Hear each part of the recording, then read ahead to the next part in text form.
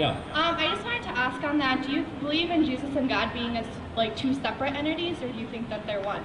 No, same substance, same essence, distinct persons. Okay, so they are two separate people.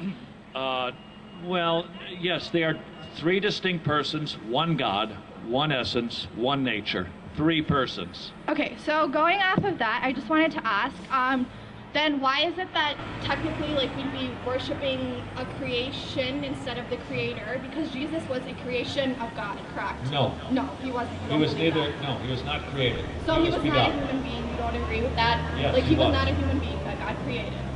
No, he was not. Jesus always existed as the eternal Son of God.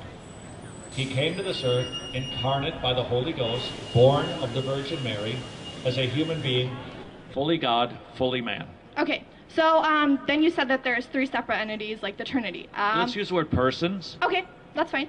Okay, so the Trinity in general, how does that make Christianity a monotheistic religion if the Trinity, Yeah. I mean, I see it as three different, I know you do. Yeah, I know you do. I can define it easily. Getting our brains around it is a little bit more difficult. Three distinct persons, one God. The Father is not the Son is not the Holy Ghost is not the Father.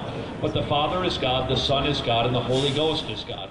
It befitteth not the majesty of Allah that he should take unto himself a son.